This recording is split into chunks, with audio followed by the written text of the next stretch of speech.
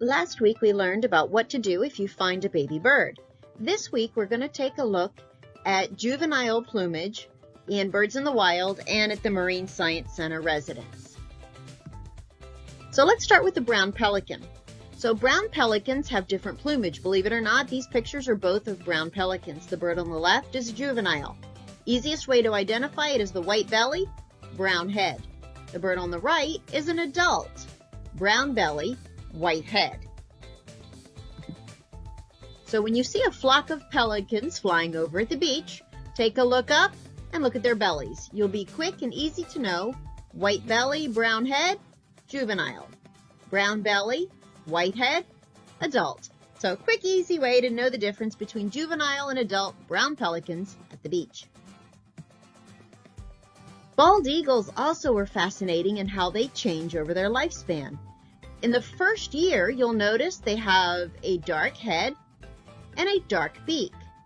By their third year, they're starting to make the transition. They're starting to get a little bit of white in their head. The yellow in the beak is starting to come out. And of course, by the adult, they have the full white head and the bright yellow beak. Here's a view up close. First year, third year. And here they are side by side. You'll see the adult and the juvenile bald eagles side by side, both perched and in the air. It's hard to believe they're the same species, but this is the difference between juvenile and adult. In the picture on the right, you'll notice the white head is starting to come in. It's probably a third year.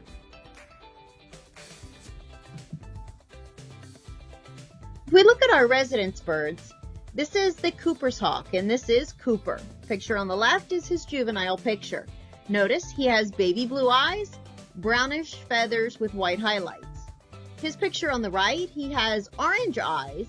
He's got the rusty red feathers and the silver gray and the black cap. He looks almost like a completely different bird, but this is Cooper, juvenile and as an adult. This is Alfred the Red-Shouldered Hawk. This is his picture as a nestling, and we did get him as a nestling. This is him as a fledgling. Notice his feathers are starting to come in. This is his first year plumage. Notice mostly brown and white in color. Here you will see Alfred in transition. In the picture on the left, you'll notice mostly he's brown and white, but he's starting to get in the rusty red color on his chest and on his wings.